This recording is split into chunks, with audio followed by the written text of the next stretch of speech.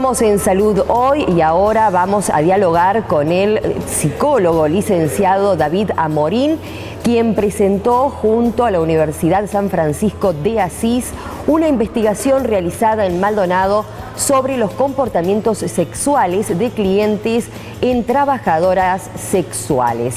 Veamos de qué se trató esta investigación, que contó también con el apoyo de la Intendencia de Maldonado, los resultados y también algunos aspectos muy importantes para tomar en cuenta.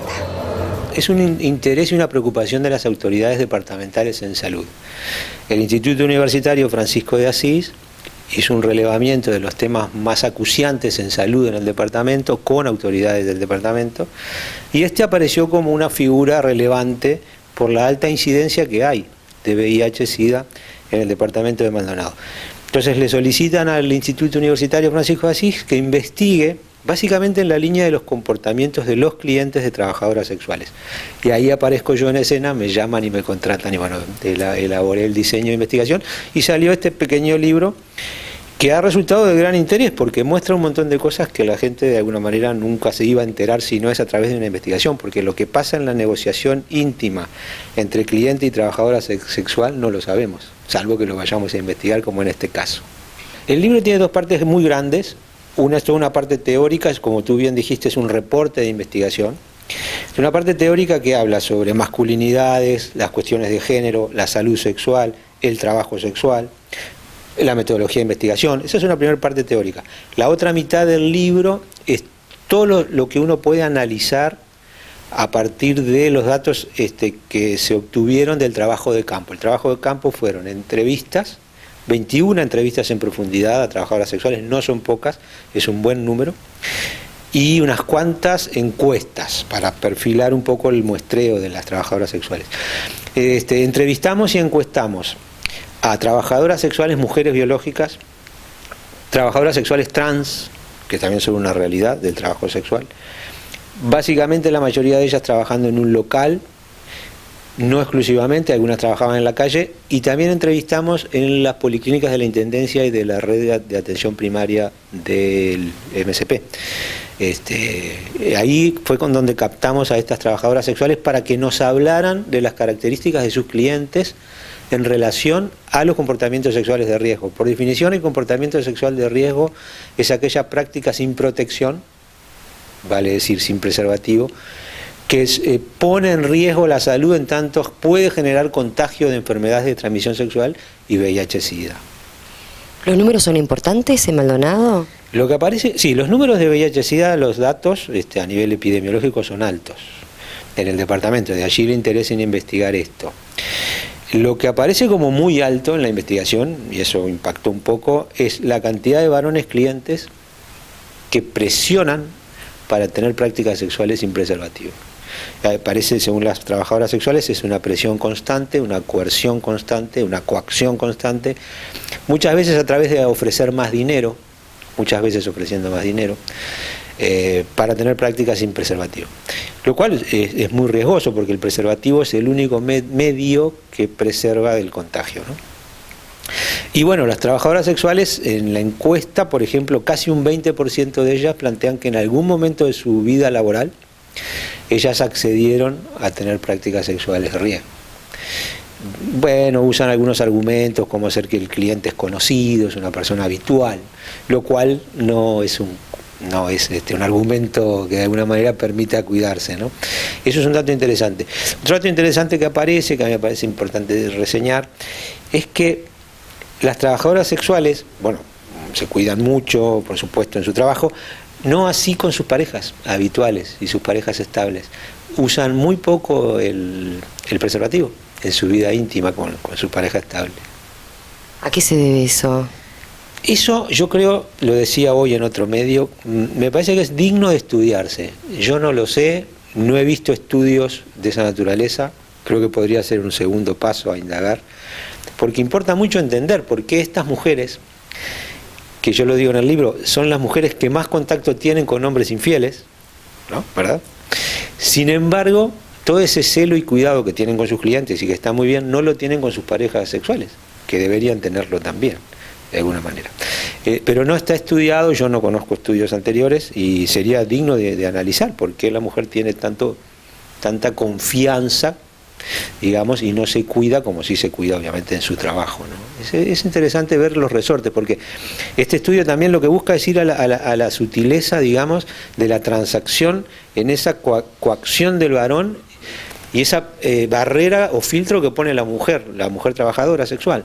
Allí en el libro dice que en realidad la trabajadora sexual se convierte en un agente de sanidad, un agente sanitario, que está intentando preservar y cuidar la salud de la población en general, porque al cuidarse de ellas están cuidando la salud de la población en general, porque esos varones luego van a ir a tener prácticas sexuales con sus propias parejas o con otras mujeres, o con otros varones, ¿por qué no?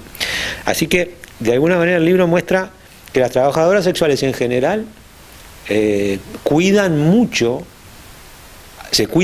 ante el riesgo de contagio y evitan que los varones generen estas prácticas que son riesgosas para toda la población. Quedé pensando en lo que decía acerca de cómo existe esa presión por parte del hombre del no uso del preservativo. ¿Entra aquí el tema de la masculinidad? Exactamente. Entra aquí y está un poco reseñado en el libro. ¿Por qué los varones usamos este tipo de prácticas tan autodestructivas y heterodestructivas hacia afuera también? Entra exactamente como tú lo dijiste. La socialización de género para el varón nos convierte en seres que descuidamos de los cuidados, valga la redundancia, ¿no? No nos cuidamos, no cuidamos a otros y a otras.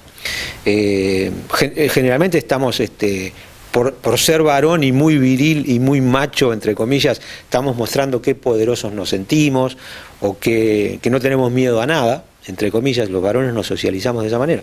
Y este tipo de prácticas tienen en cierta medida relación con eso, con desmerecer los riesgos, tener prácticas de riesgo, flirtear con el peligro y con la muerte, en última instancia. Pero esto lo hacemos tanto en el tránsito, como en la vida sexual, como en nuestra propia salud como varones. No cuidamos la salud. Ustedes saben que los varones llegamos a las instituciones de salud ya con la enfermedad instalada, no hacemos prevención usualmente. Tiene que ver con eso. Y un dato que quiero señalar, antes de que se nos pase el tiempo, es que no existe un perfil del cliente, o de lo que se llama el prostituyente. Ahora se usa mucho la terminología prostituyente en vez de cliente. No existe un perfil. Son varones de todas las edades, de todos los sectores sociales, de todos los credos políticos y de otra índole. Y esto es muy interesante. El estudio muestra que no hay un perfil. Todos los estudios en el mundo muestran que no hay un perfil. Y de alguna manera, ustedes saben que el fenómeno de la demanda de sexo pago ha crecido en el mundo, no ha bajado, por más que hay intentos de que baje y de que se elimine el trabajo sexual. Estamos lejos de eso, crece. Hay informes globales en el planeta que muestran que más o menos el 10% de los varones consumen sexo pago en todo el mundo, es un número elevado, 10%. O sea que en realidad es un problema al cual hay que seguir encarando y atacando. Allí en la investigación y al final del libro uno propone que se generen insumos para elaborar políticas públicas que hagan prevención desde muy temprano, diríamos desde el jardín de infantes, para evitar este tipo de prácticas sexuales de riesgo y ver de parar un poco este fenómeno que no para. Un dato que aparece mucho en estos estudios y en otros es que los varones jóvenes en general están más abiertos al uso del preservativo. Hasta los 35 o 40 años, el varón joven está como más habituado al uso del preservativo. De los 40 para arriba, según las propias trabajadoras sexuales, son quienes más reniegan de ese uso, ¿no? Con ellas, ¿verdad? Eso es un dato interesante. Si bien no hay perfil, los más jóvenes lo usan con menos problemas. Los más maduros hacia arriba en general patalean, digamos así, frente a la necesidad de ponerse el preservativo. Crece la infidelidad, sin dudas. Creo que este primer libro da lugar a varios temas. Yo diría, sin riesgo a equivocarme, que estos clientes son clientes que tienen pareja. O sea, son hombres que no son hombres solos. O sea, eso es así, esto es así en la historia de la humanidad. Después de esta investigación, me imagino que debe ser una preocupación también para las autoridades sanitarias de, en algún modo, exigir justamente de que haya un control y que suceda este tipo de cosas, ¿no? Yo creo que sí, que como toda investigación genera insumos, lo dije hace un ratito, para que se elaboren políticas públicas, tanto para socializar al varón de una manera menos machista y menos violenta y menos riesgosa para todos y todas, así como hay una sugerencia que plantea lo siguiente en el libro, que la trabajadora sexual está muy sola en esa negociación y no tiene preparación para cuidar, para poner límite, para enfrentar esto que enfrentan todos los días y todas las noches, según ellas lo dicen, varones que sistemáticamente no quieren usar preservativos.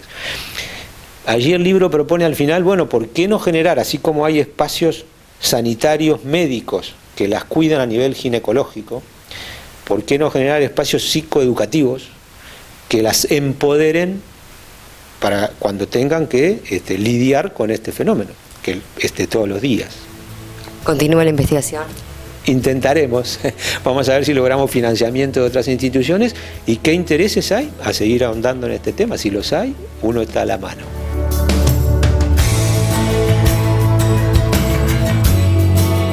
Le agradecemos al licenciado David Amorín y los invitamos a hacer otra pausa en Salud Hoy.